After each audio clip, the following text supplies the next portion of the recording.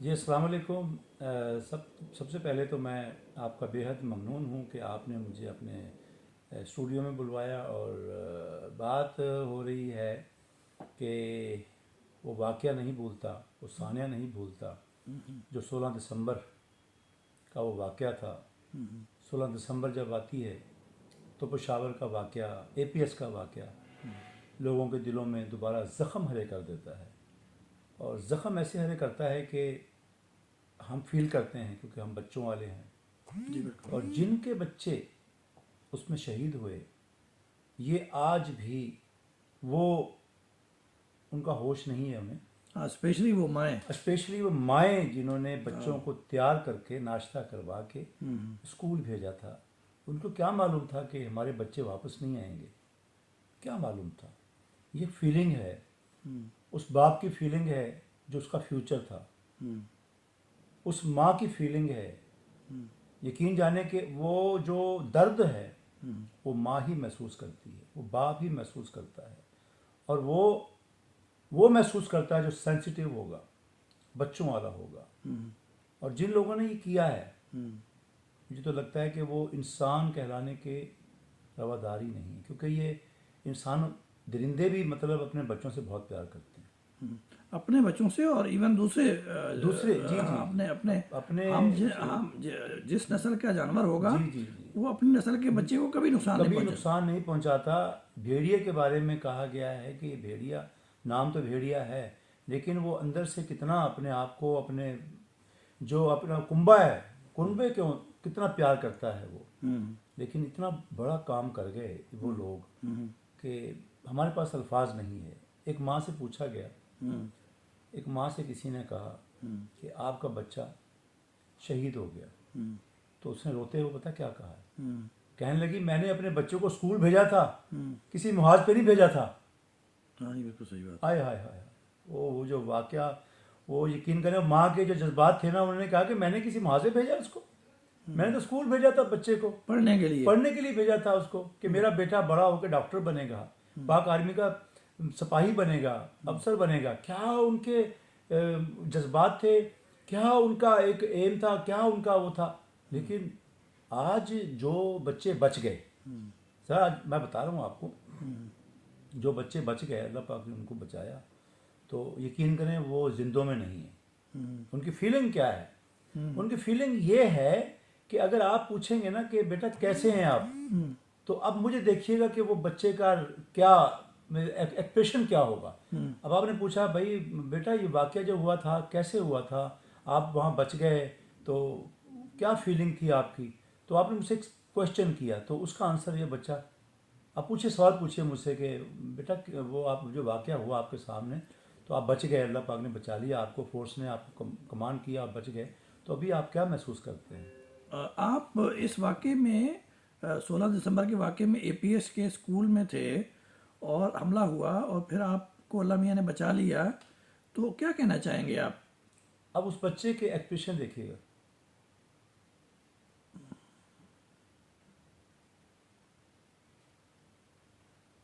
So they are so sensitive, they cannot talk even. They don't talk normal.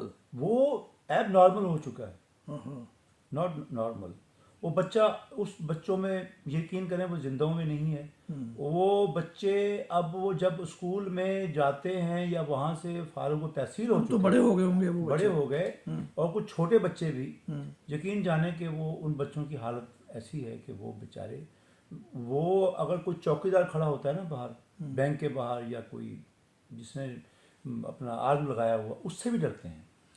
वैसे मोहम्मद अली भाई, मेरे ख्याल में हमारे पास वैसे भी असले का डिस्प्ले इतना ज़्यादा होता है कि आप हर गाड़ी के पीछे देखें 3-4 लोग बंदूक लेके बैठे हुए हैं।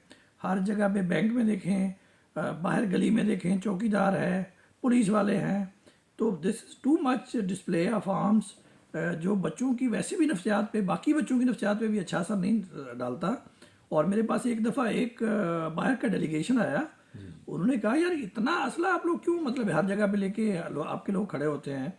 तो मेरे पास कोई जवाब नहीं था, उसका जवाब नहीं था उसको देने के लिए। सर ये एक बात बताऊं, एक तो प्रोटोकॉल के हवाले से ये एफिशिएंसी दिखाते हैं बड़े लोग, जिसको हम बड़े लोग कहेंगे, मैं किसी का नाम नहीं लूँगा, वो अपनी प्राडो गाड़ी में या सर्फ गाड़ी में, जो ओपन गाड़ी होती है उनकी, 7-8 लोग तो बाकायदा उनके पीछे जदीद असला लेके बैठे होते हैं।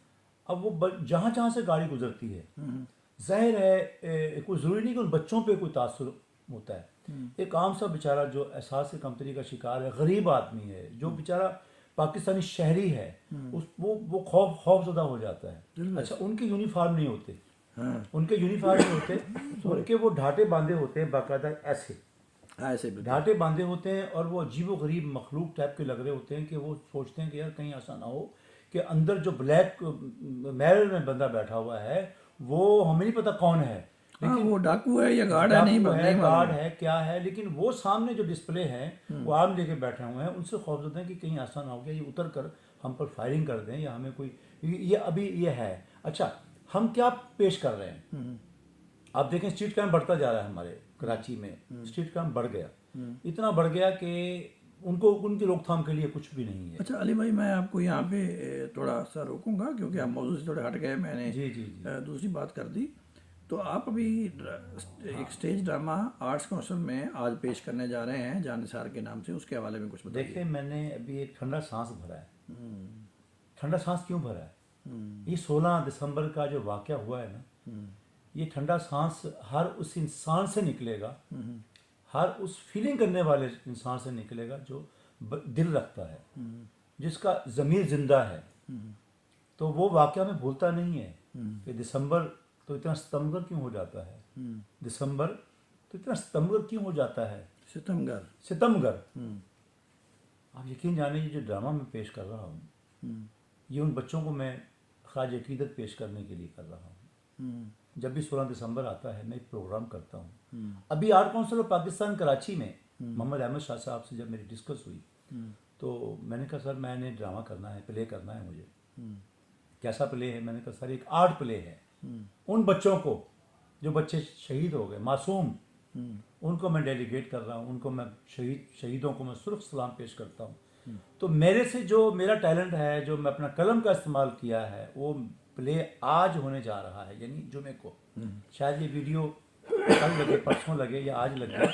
ये प्ले आज art council of Pakistan Karachi के ओपन एयर में होने जा रहा है। आज शाम को होने जा रहा है, मैं वीडियो अभी अपलोड कर दूंगा जी। आज शाम को होने जा रहा है, और चूंकि आप भी इनवाइटेड है, हमारे वीवीआईपी गेस्ट है, हमारे चीफ गेस्ट हैं आप, क्योंकि आपने हमेशा मेरे साथ ताउन किया है, हमेशा फनकारों के लिए सोचा है, क्योंकि आप अंदर से सेंसिटिव हैं। और उन बच्चों को जब मैंने जिक्र किया तो आपने कहा कि मैं दामद में सुखने कदम में आपके साथ हूँ। इस प्ले में जो आर्टिस्ट काम कर रहे हैं वो आपका हौसला चाहते हैं, आपकी दाद चाहते हैं, और आपने आना है फैमिलीज़ को लेके मेरा प्ले देखने के लिए। ये मैं ठीक 8 बजे से प्ले को मैं शुरू करूँगा, तो ताकि कोई टिकट नहीं है, ये टिकट कोई नहीं, सब फ्री फॉर कास्ट है, फ्री फॉर फैमिलीज़ के लिए दाखिला बिल्कुल फ्री है। ये मैंने रखा ही फैमिलीज़ के लिए, उन माओं के लिए, उन बहनों के लिए, उन भाइयों के लिए, उन बच्चों के लिए ये प्ले है कि देखें। उस प्ले की मगर मैं कहानी बता दूंगा ना तो मेरा वो नहीं आप खराब हो जाएगा, लेकिन आपने उस पर देखना आगे कि मैंने क्या किया है। ठीक है, तो आप, मैं इंतज़ार करूंगा